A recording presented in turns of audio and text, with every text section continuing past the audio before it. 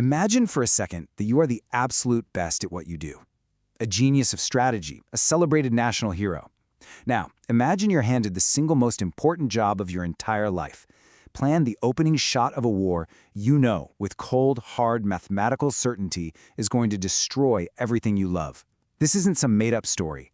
This is the incredible, tragic reality of Admiral Isoroku Yamamoto, the very man who planned the attack on Pearl Harbor. And he did it because he was the only one who truly understood why Japan was doomed from the start. This story is so much more than history.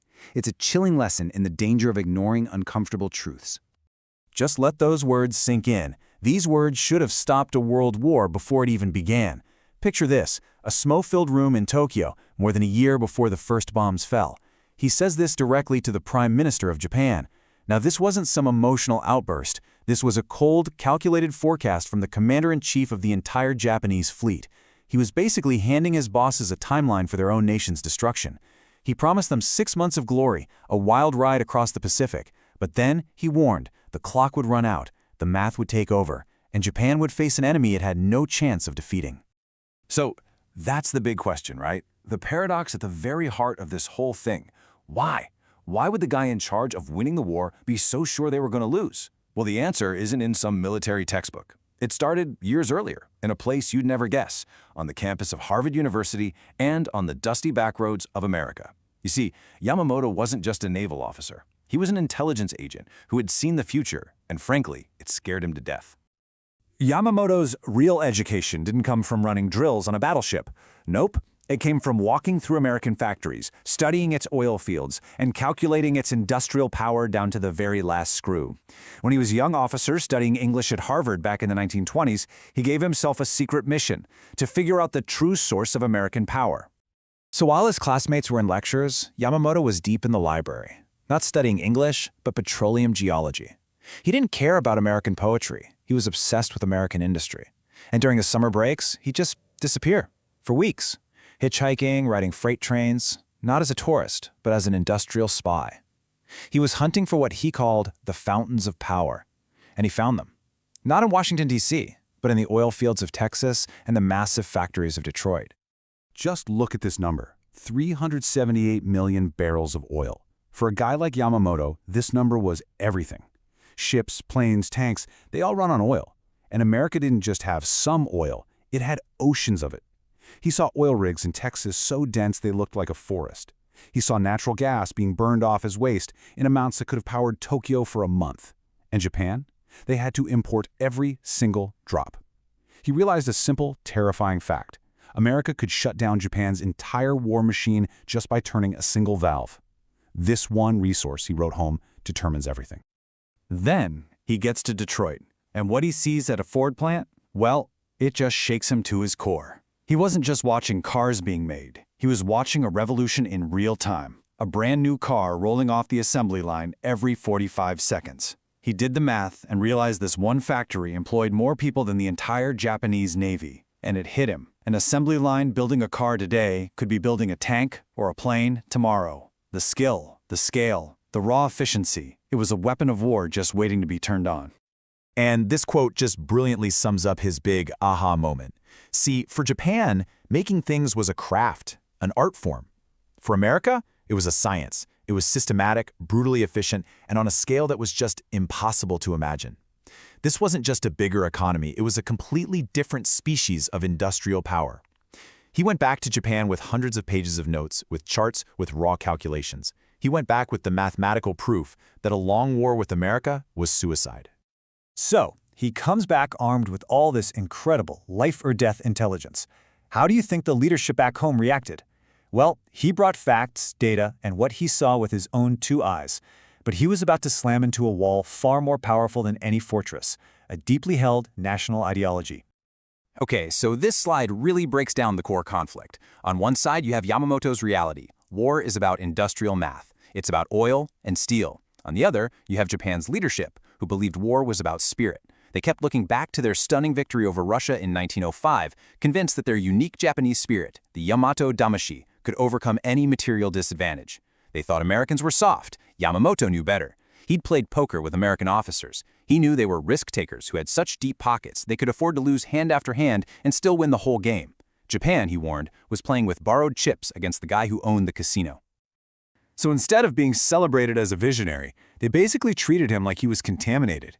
His incredibly detailed 200-page report, it was filed away and forgotten. The most important parts, the industrial analysis, were dismissed as being outside naval concerns. Can you believe that? The very experience that gave him his unique insight was used against him. Whispers started that he was too Americanized. Even little things, like the fact he smoked American cigarettes, were used as proof that his judgment couldn't be trusted. His truth wasn't just inconvenient, it was seen as a kind of betrayal. And this is a really important moment to just pause and think about. Seriously, imagine you're in a meeting, and one person presents overwhelming data that shows your current plan is a one-way ticket to disaster. But that plan is popular, it feels good, it lines up with who you think you are. What do? Well, Japan's leaders chose the comfortable story over the hard data, and in that moment, they sealed their nation's fate. And this is where the story gets completely tragically absurd. As the hardliners in the army got more powerful, Yamamoto's life was actually threatened by assassins because he was against the war. So to save his life, the government promoted him to commander-in-chief of the entire combined fleet, putting him safely out at sea. Think about that. The man most opposed to the war was now in command of the very force that would have to fight it. In a private letter, he wrote something that it gives you chills. He saw Japan as a patient determined to kill itself. And as its doctor, he knew he couldn't stop the suicide. All he could do was maybe delay the agony. It was from this place of total despair that he started to come up with a plan. So you have to understand this crucial point. Pearl Harbor was not an act of arrogance. It was the ultimate Hail Mary pass, an act of pure desperation born from his deep knowledge of America. He knew America's material strength was unbeatable, but he gambled that its psychological will was fragile. The plan was a lightning strike, a single, devastating punch to cripple the Pacific Fleet and shock a sleepy America into negotiating a peace deal. The goal was never to conquer the U.S. The goal was to win a short, sharp fight and get a treaty signed before the real war, the war of production, that he knew Japan couldn't survive, could ever get started. It was his one and only shot. And now we see how Yamamoto's private calculations became a very public, very brutal reality. The attack on Pearl Harbor was, tactically, a massive success. But as his staff celebrated, Yamamoto was silent. He knew he hadn't just won a battle. He had just slammed the alarm clock on a sleeping giant.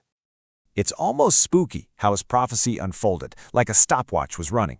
For 6 months, just like he said, Japan ran wild. They took the Philippines, Singapore, all of it. But then came June 1942, almost exactly 6 months after Pearl Harbor, the Battle of Midway. Japan lost 4 of its best aircraft carriers, losses they could never ever replace. The turning point was here, right on schedule. And then, less than a year later, in the final, tragic irony, American codebreakers figured out his flight plan, and he was shot down and killed by a squadron of fighter planes, products of the very mass production he had warned them about 2 decades earlier. These were his actual words right after Pearl Harbor. There was no celebration, no talk of glory, just a grim, stone-cold assessment of what was coming next. He understood American psychology. He knew this attack wouldn't scare them, it would enrage them, it would unite them, and it would unleash their industrial power with a fury that nothing could stop. This slide right here, this is the fatal math he understood all along. After the crushing losses at Midway, just look at these numbers. For the rest of the war, Japan managed to build only 6 more big carriers. The United States, 17 new fleet carriers, plus another 76 smaller escort carriers. For every 1 carrier Japan built, America built more than 15. The factories he saw in the 1920s were now churning out entire fleets. It's just game over. And if you thought the ship numbers were bad, the aircraft numbers are just staggering. Remember that Ford assembly line he saw? The one he warned could be turned into a weapon? Well, it was now doing exactly that. One Ford plant alone was building a B-24 bomber every 63 minutes. The final numbers prove his point beyond any doubt. The war wasn't won by spirit, it was won by steel, oil, and the science of mass production, the very forces he identified decades earlier. So, in the end, this is what it all boils down to. Yamamoto had diagnosed Japan with a terminal illness long before anyone else even saw the symptoms. That disease was industrial inferiority, and in a modern drawn-out war, it was a death sentence. The outcome was already written. All the courage and honor in the world can't defeat the simple, brutal laws of mathematics. And that leaves us with the real reason this story matters so much, why it's more than just a history lesson. Yamamoto's tragedy wasn't really a military one, it was a human one. It's the tragedy of being the only person in the room looking at the hard data, while everyone else is in love with a comfortable, inspiring story. And it forces us to ask ourselves right now, what are the fountains of power that shape our world today? What are the uncomfortable numbers and inconvenient facts that we might be choosing to ignore in our companies, our countries, or even our own lives, just because the truth is too hard to look at? The ghost of Admiral Yamamoto is a powerful reminder that reality doesn't care about our feelings. Eventually, the math always wins.